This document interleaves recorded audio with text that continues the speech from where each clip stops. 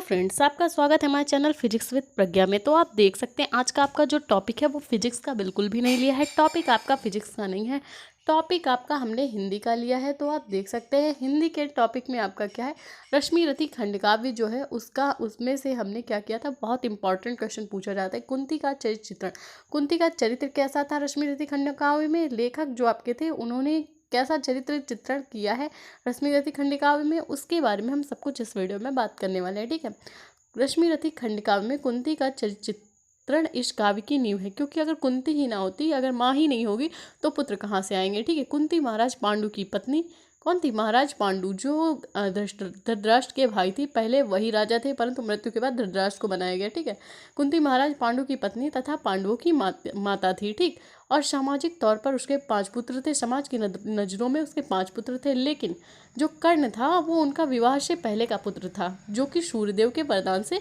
उत्पन्न हुआ था। और लोकलाज के भय से कुंती क्या करती है, कर्ण को नदी में बहा देती, जिससे वो सूत उसको पालते हैं और वो सूत पुत्र कर्ण कहलाता है। ठीक है, कुंती की चारित्रिक विशेषताएं निम्न हैं। कौन कौन सी हैं, उन सब के बारे में हम इस वीडियो में बात करेंगे। ठीक, कर्ण कौन था, कुंती के जीवन से, वैवाहिक जीवन से, जब कुंती का विवाह नहीं हुआ था तो क्या था कि वो एक ऋषि आए थे, उनकी कुंती ने सेवा की थी, जिस पर प्रसन्न होकर उन्होंने कुंती को 5 वरदान दिए थे। ठीक है, 5 वरदान में अगर 5 देवताओं का आवाहन करने पर जो भी आएंगे तो उनसे उन्हें तेजस्वी पुत्र प्राप्त होना था। ठीक, तो पहले देख सकते हैं, पहली जो विशेषता है, सामाजिक भय से ग्रसित, कुंती ने को सूर्यदेव से पुत्र प्राप्ति का वरदान मिला। ठीक, तो सूर्यदेव की सत्यता के लिए उसी जो मिला था उनको दिया था गुरु ने वरदान, तो उसी की सत्यता जानने के लिए उन्होंने सूर्यदेव का आवाहन किया। तो क्या हुआ, सूर्यदेव आए और उन्होंने कर्ण को पुत्र रूप में कुंती को दे दिया, जिससे अब विवाह नहीं हुआ था तो लोक लाज के भय से कुंती क्या करती, उसको कर्ण को जल में बहा देती है।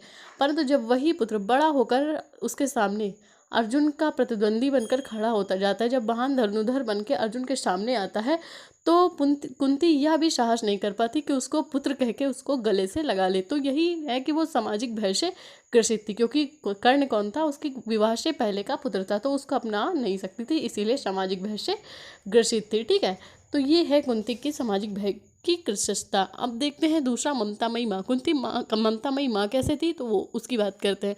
कुंती माता साक्षात ममता की मूर्ति थी। ठीक है, क्योंकि उन्होंने अपने जो 5 पुत्र थे पांडव, उनको अकेले ही पाला था, क्योंकि महाराज पांडु की मृत्यु हो चुकी थी और उनको शिक्षित भी करवाया था, गुरु द्रोणाचार्य द्वारा उनको शिक्षित भी करवाया था, और महान धनुर्धारी और जो उनके 5 पुत्र थे बहुत वीर योद्धा बने। ठीक, जब कर्ण उसके 5 पुत्रों के बीच युद्ध होने वाला था, जब आपका महाभारत का युद्ध हुआ था, तो क्या था, कर्ण और उनके जो 5 पुत्र थे, कर्ण कौरवों की तरफ से था और पांडवों के बीच में युद्ध था। ठीक है, तो जब उसे पता लगा कि कर्ण और उनके 5 पुत्र आपस में लड़ने वाले हैं, तो वह कर्ण को मनाने जाती है कि वो पांडवों की ओर से युद्ध लड़े। ठीक है, क्योंकि वह नहीं चाहती कि उसके पुत्र प्रतिद्वंदियों की तरह आपस में लड़ें और एक दूसरे को मारे। परंतु कर्ण उन्हें अर्जुन को छोड़कर बाकी सबसे युद्ध न करने की सांत्वना देता है। ठीक है, वो कहता है कर्ण कि मैं अर्जुन को छोड़कर किसी और से युद्ध नहीं करूँगा, क्योंकि अब उन दोनों के बीच में प्रतिस्पर्धा थी, क्योंकि अर्जुन भी धनुर्धर था और कर्ण भी धनुर्धर था, तो उसमें सर्वश्रेष्ठ कौन है, इसी के लिए वो अर्जुन से केवल युद्ध करना चाहता था, इसको सिद्ध करने के लिए कि वो महान धनुर्धारी है। ठीक, तो और वह उसे आशीर्वाद देकर चली जाती, क्योंकि कर्ण नहीं मानता कि वो अपने मित्र दुर्योधन का साथ नहीं छोड़ेगा और कौरवों की तरफ से युद्ध लड़ेगा। इसलिए कुंती कैसी ममतामयी माँ थी, उसे अपने पुत्रों की चिंता थी, इसलिए वो कर्ण को मनाने जाती है। अब देखते हैं थर्ड पॉइंट, अंतर्द्वंद से ग्रसित। कौरवों और पांडवों, देख सकते हैं आप अंतर्द्वंद से वो कैसे ग्रसित थी, कौरवों और पांडवों से के युद्ध से कुंती बहुत विचलित थी, क्योंकि वो नहीं चाहती थी कि उसके पुत्र कौरव और आपका कर्ण और पांडव आपस में युद्ध करें और एक दूसरे को मारें।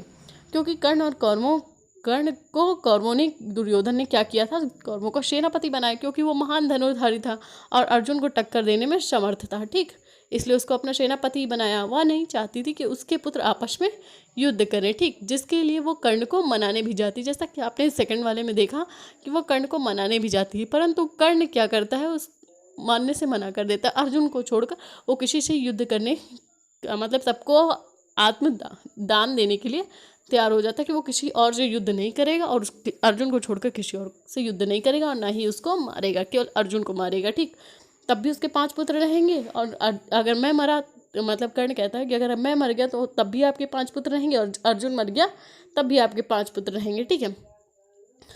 अर्जुन को छोड़कर किसी और से युद्ध न करने का आश्वासन देता है, जिससे कुंती नियति को स्वीकार करके चली जाती है। ठीक है। कुंती को क्या करना पड़ता है, नियति को स्वीकार करना पड़ता है कि उनके पुत्र आपस में युद्ध करेंगे। ठीक है। तो वो अंतर्द्वंद से ग्रसित थी। तो ये हुआ कुंती का चरित्र, जैसा कि रश्मिरथी खंडिका पर आधारित है। तो अगर वीडियो आपको अच्छा लगता है तो प्लीज़